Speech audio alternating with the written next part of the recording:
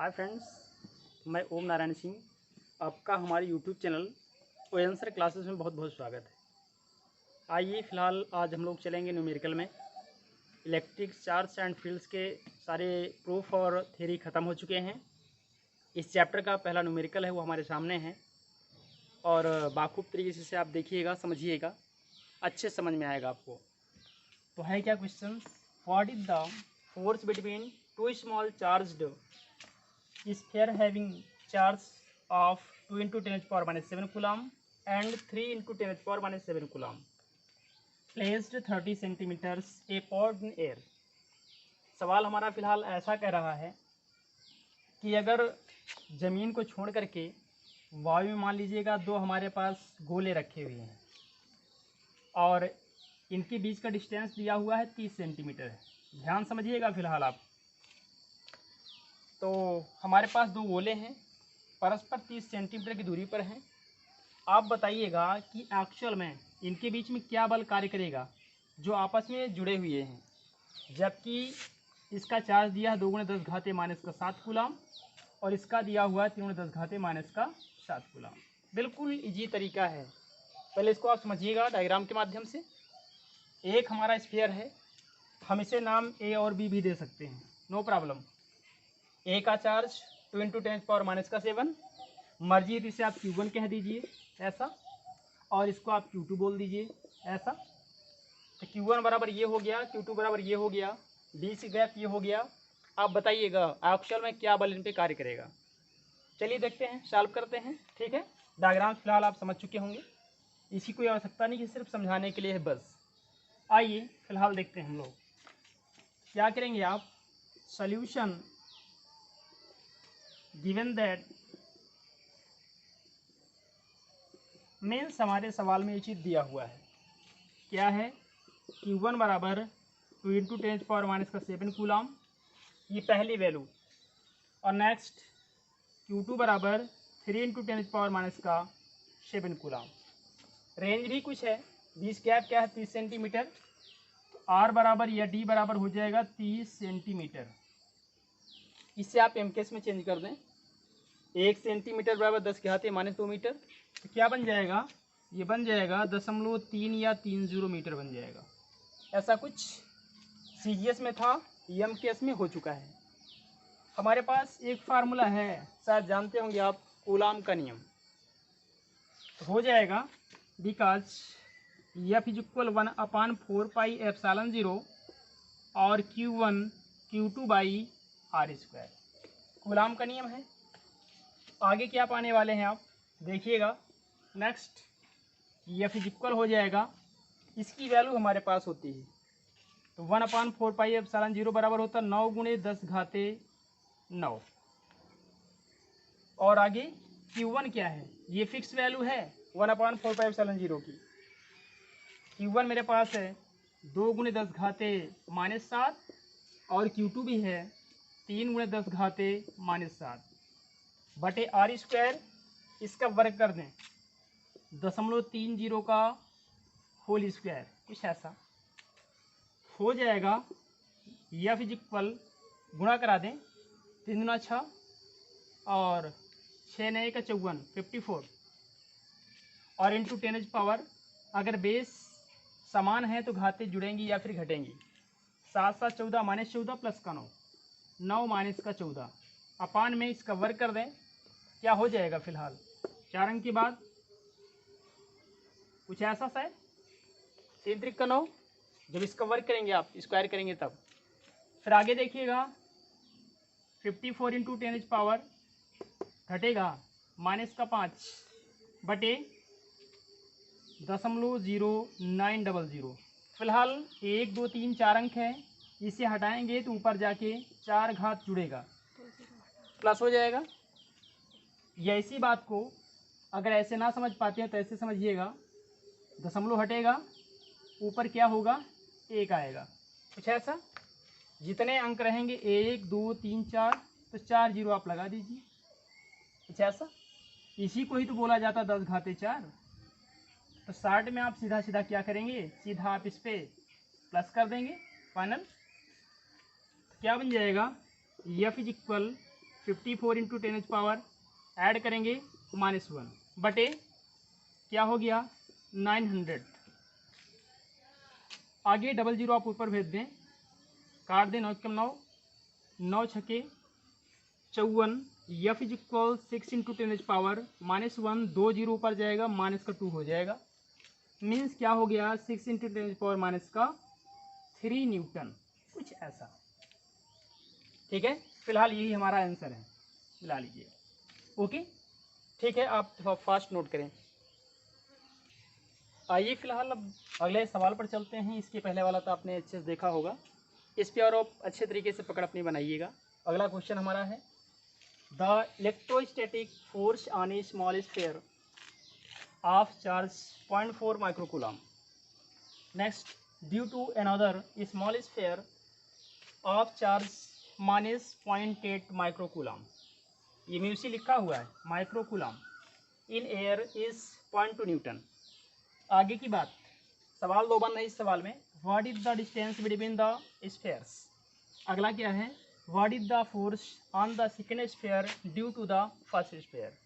अर्थात वही बातें हैं जो हमारे पास गोले हैं, एयर में हैं, आकाश में हैं, इनके बीच का एक्चुअल में डिस्टेंस क्या होगा वो चीज़ हमें नहीं मालूम है, वो चीज़ हमको निकालना है। जबकि इसका चार्ज दिया हुआ है कि 1.4 माइक्रोकूलम, इसका दिया हुआ है Q2 -0.8 माइक्रोकूलम, कुछ ऐसा दिया हुआ है। आगे देखिएगा थोड़ा सा, ये चीज़ तो आप निकालिएगा इनके बीच क्या बल कार्य करेगा। अगर आपको बल मिल जाए कितना बल काम करने वाला है, तो उसके बाद आप निकालेंगे कि what is the force on the first second sphere, अर्थात जो दूसरा वाला गोला है इस पर कितना बल लगेगा, किसके द्वारा, पहले वाले के द्वारा, अर्थात दूसरे वाले गोले पर पहले वाले गोले द्वारा कितना बल लगेगा वो चीज़ आप निकालेंगे। 2 चीज़ें फिलहाल आपको निकालना है, एक इनके बीच में काम करने वाला बल और दूसरा इस वाले गोले पर इसके द्वारा क्या बल लगेगा। ठीक है, ठीक है, समझ गया हूँ, तो इसको आप हटाइएगा। पहले आप लिखिएगा मानक सारे, क्या हो गया, सोल्यूशन दिखाएंगे आप। गिवन दैट,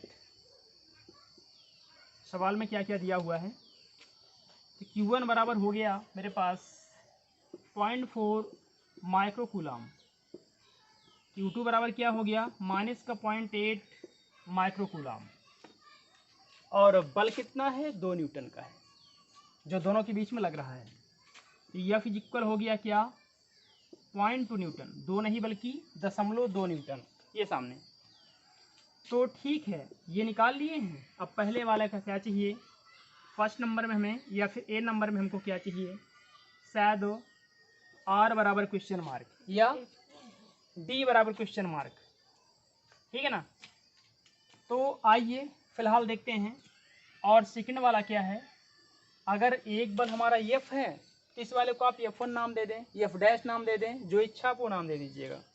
तो सेकंड वाले में क्या हो गया, F डैश बराबर क्वेश्चन मार्क, अर्थात दूसरे वाले पर पहले वाले के द्वारा क्या बल लगेगा, हमने F डैश मान लिया उसको। चलिए फिलहाल इसके बाद हम सॉल्व करते हैं, इसको देखते हैं। बिकॉज कूलाम सलाह हमारे पास है F इज इक्वल 1/4πε0 और Q1 Q2 by R square, बिल्कुल सिंपल सा है। F क्या है, हमने लिखा है 0.2 न्यूटन, लाइए रखिएगा 0.2 इज इक्वल, इसकी वैल्यू शायद अभी हमने आपसे कहा है 9 इंटू 10 पावर होता है क्या 9, फिक्स वैल्यू है, इसे आप नोट कर लीजिएगा। Q1 क्या हो गया, शायद ये लिखें आप 0.4 इंटू 10 पावर -6, बिकॉज 1 माइक्रो बराबर 10⁻⁻⁶ कूलम।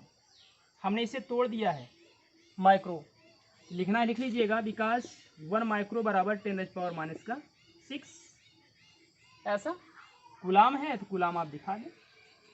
तो हो गया, Q2 रखेंगे आप। अब चूंकि यहाँ पर माइनस में है, आप देख पा रहे होंगे, हमें सॉल्व करना है, माइनस प्लस बताएगा कि क्या है, ऋणात्मक प्रभाव या फिर धनात्मक प्रभाव का है। हम वैल्यू रखेंगे किसकी, प्लस वाली, ना कि माइनस वाली। तो 0.8 हो गया, 10 घाते हो जाएगा -6 बटे R स्क्वायर। R स्क्वायर हमें निकालना है, फिलहाल R स्क्वायर के माध्यम से R निकालना है। आगे भी देखिएगा, इसे आप क्रॉस कर दें, ये यहाँ जाएगा और आर स्क्वायर इधर आएगा। आर स्क्वायर बराबर 9 गुणे यहाँ से 8 चौक 32.32 हो गया, और गुणे 10 घाते 9 माइनस का 12, 6 6 12 माइनस 12 प्लस का 9, और बटे की बात 0.2, ऐसा कुछ। एक जीरो बढ़ाइएगा, इनको आप हटा दीजिएगा, जीरो का आप ऊपर दे दें, 2 से काट दें, क्या हो जाएगा 16। आर स्क्वायर बराबर हो गया 16 नहीं है में 144, गुणा कराने पर 144, और इंटू 10 पावर, थोड़ा इसकी बात कर लें आप, घटाएंगे आप, क्या मिलने वाला है यहाँ से आपको, अगर आप इसे घटा लेंगे तो क्या करिएगा, 9 3 12 माइनस का 3, जीरो भी ऊपर जाएगा, माइनस का 1 हो जाएगा, कौन सा ये वाला जीरो, -1 हो जाएगा, मीन्स आर स्क्वायर बराबर 144 इंटू 10 पावर माइनस का 4, ऐसा। इसका आप स्क्वायर रूट लीजिएगा, आर बराबर हो जाएगा रूट ऑफ 144 10 पावर माइनस का 4, हमने स्क्वायर रूट लिया इसका। आगे की बात, आर बराबर रूट ऑफ, कुछ ऐसा भी इसे आप लिख सकते हैं, सेम यही चीज़ है, इसको आप ऐसा बनाएंगे, स्क्वायर रूट गायब हो जाएगा, आर बराबर 10 घाते माइनस का 2, इतना आ गया मीटर, दैट साल, यही आपका आंसर है। ओके ठीक है, इसे आप फास्ट नोट करें, फिर अगले सवाल पे हम चल रहे हैं। आइए इसके आप सेकंड पर आइएगा। एक तो हमने सॉल्व किया, आर बराबर शायद निकल के आया था, लास्टली आपने सॉल्व किया था 12 गुणे शायद 10 घाते माइनस का 2 मीटर आया था। अब दूसरा वाला सॉल्व करना है, कह रहा है कि दूसरे वाले पर पहले वाले के द्वारा कितना बल लगेगा। तो जायज़ सी बात है, हमने आपको समझाया था 2 गोले हैं परस्पर बंधे हुए हैं, तो जितना बल लगाया है इसके ऊपर ये, उतना ही बल लगाएगा इसके ऊपर ये। तो हमारे पास क्वेश्चन में ही आंसर है, क्या कह रहा है, इन एयर इज 0.2 न्यूटन, फिर आगे इसी 0.2 न्यूटन द्वारा तो बंधे हुए हैं, तो दूसरे वाले पर पहले द्वारा कितना बल लगेगा, वही लगेगा जितना आपके सवाल में दिया हुआ है। तो आप यहाँ दिखाएंगे अर्थात लिखेंगे, the force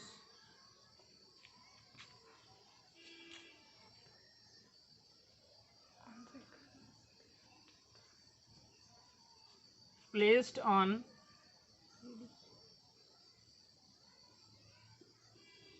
second sphere by the first sphere is 0.2 Newton. बस हो गया, जितना बल से वो बंधा हुआ है उतना ही बल लगाएगा पहला दूसरे वाले पर, वो चीज़ आपने फिलहाल दिखा दिया। The force placed on second sphere by the first sphere is 0.2 Newton. बस हो गया आपका आंसर। आप फास्ट नोट करें, फिर अगले सवाल पे हम चल रहे हैं। आइए अगला सवाल चलते हैं हम लोग। फिलहाल बहुत इंपॉर्टेंट सवाल आपके सामने आया है, क्या है, check that the ratio K E square, small ही है ये, चार्ज ऑफ इलेक्ट्रॉन, तो check that the ratio K E square by G M E M P is dimensionless. Look up a table of physical constants and determine the value of the ratio. अर्थात इसकी आप value निकालिए। फिर क्या है, what does the ratio signify, इनका ratio का signify भी दिखाइएगा कि कहाँ पर कौन क्या चीज़ है। आइए सबसे पहले ये चीज़ तो हमारे सामने है, आ भी जाएगा आसानी से, लेकिन समस्या थोड़ा के लिए हो रही है। के क्या है, आप के को पहले निकाल लें, अगर के आ जाएगा तो प्रॉब्लम आपकी सॉल्व हो जाएगी, सबसे बड़ी बात है। तो आइए फिलहाल अगर हम लोग थोड़ा सा केयर कर लें तो कुछ मिलने वाला है। तो क्या हुआ आपका, F is equal k Q1 Q2 by are square, where k is equal 1/4πε0। तो क्या दिखा रहे हैं आप, सोल्यूशन।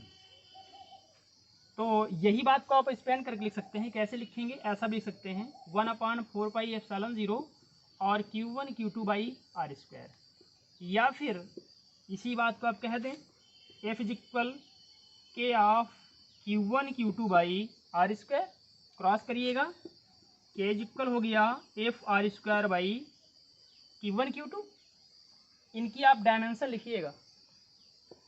जब डायमेंशन लिखते हैं तो क्या दिखाने वाले हैं आप? बल क्या होता है? बल की विमा, ये आपका बल है, बल की विमा चाहिए हमको,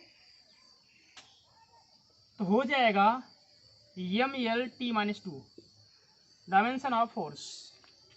आगे आर मीन्स लेंथ, क्या हो जाएगा? L2 ऐसा, बाई Q क्या होता है? आवेश AT, चाहे Q1 हो चाहे Q2 हो, इसका भी हो जाएगा आपका AT, कुछ ऐसा। क्लियर? तो ये क्या हो गया? एम्पियर करंट हो गया, ये टाइम हो गया। सबको जरा एडजस्ट करिएगा।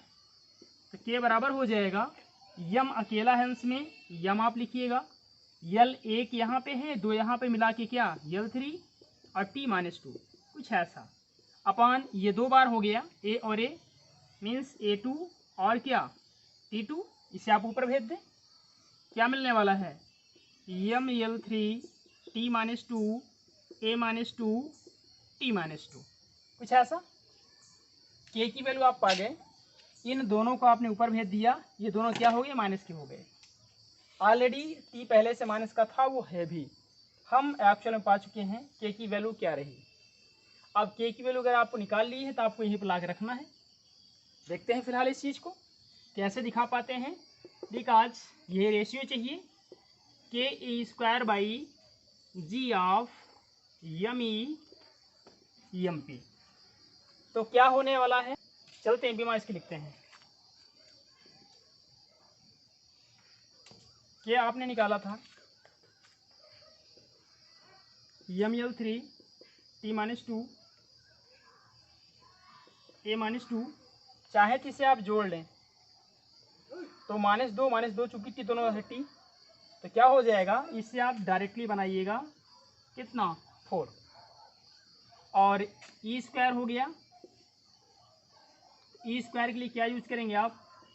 A2 T2 अपॉन G, क्या होता है?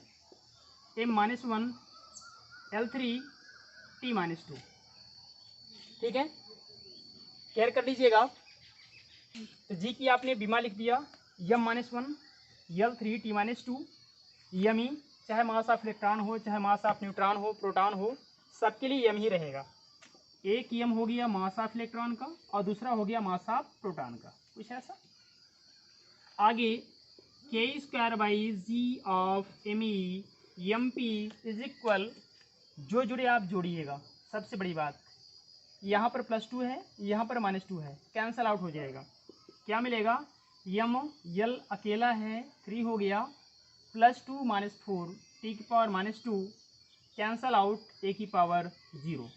अरे भाई -2 +2 कैंसल आउट, 4 माइनस का है 2 प्लस का है, -2 बच गया। नीचे वाला भी आप ऐड करिएगा, प्लस का यम है, माइनस से कैंसल, एक यम बच गया। यम आप लिख दीजिए, L3 एक लिख दीजिएगा, T-2 इसे भी आप लिख दीजिएगा, नो प्रॉब्लम। आगे क्या होने वाला है? शायद आप केयर कर लें तो इसकी वैल्यू हो जाएगी एक K² ME/MP that's equal ML3 T-2 upon ML3 T-2 that's cancel out is equal 1। I mean इसका रेशियो क्या निकलाया? GME/MP इज इक्वल 1 और 1:1, दैट इज सॉल्व। ठीक है, फिर आगे इसकी वैल्यू हम दिखा रहे हैं, पहले आप फास्टली थोड़ा लिखिएगा। अभी देखिए फिलहाल इसकी वैल्यू भी फाइंड करना था, न्यूमेरिक फंडे के आधार पर ये सारी फिक्स वैल्यू हैं। तो क्या हो जाएगा? K² ME/MP that solve. के इज इक्वल क्या सामने है? 9 × 10⁻9 हो गया, E², इसकी वैल्यू 1.6 10⁻−19 का होल स्क्वायर बाई क्या हो जाएगा? जी 6.67 10⁻−11 और यमी 9.1 10⁻−31, MP 1.6 10⁻27। पूरा सॉल्व करेंगे इसको आप। सॉल्व करने पे क्या मिलेगा? शायद मिलेगा आपको यहाँ से 2.2910⁻39 बस साल। चूँकि रेशियो है इसलिए कोई इसका बीमा नहीं होगा। Okay correct. इसके अगले वाले पार्ट फिर हम आ रहे हैं, इसको आप सॉल्व करें फर्स्ट। अब इस वाले पार्ट पे आप आइएगा, इस पर आप देखिएगा, अलग अलग आप निकालेंगे तो एफ ही क्या हो जाएगा कि of Q1 Q2 by are square and F G बराबर क्या हो जाएगा। अगर आप थोड़ा सा ध्यान दे लें, इलेक्ट्रॉन्स का है, सॉरी इलेक्ट्रिक फील्ड माध्यम हो गया, ग्रेविटी माध्यम हो गया, तो यहाँ से मिलने वाला है के Q1 Q2 by are square. और आगे भी आप देखिए, तो आप अगर थोड़ा ध्यान दे लें तो जो Q1 है इलेक्ट्रॉन्स का हो गया, Q2 है प्रोटॉन्स का हो गया। इसी बात को आप ऐसे भी कह सकते हो कि ऑफ क्या QE QP by are square. तो आप चाहे ऐसे लिखिए या फिर आप ऐसे लिखिए, इच्छा आपकी है, दोनों बातें सेम है। और आगे एफ जी हो जाएगा G of M E MP by are square, that is solve. ठीक है, आज की क्लास में फ़िलहाल इतना ही, फिर मिलते हैं अगली क्लास में। और फिलहाल सारे न्यूमेरिकल्स हम लोग फोकस करेंगे। और हाँ, अगर मेरी वीडियो आपको अच्छी लगी हो तो प्लीज़ इसे लाइक करें, सब्सक्राइब करें और शेयर करें। और हाँ, बेल आइकन्स को प्रेस करना मत भूलिएगा। Okay, thank you so much.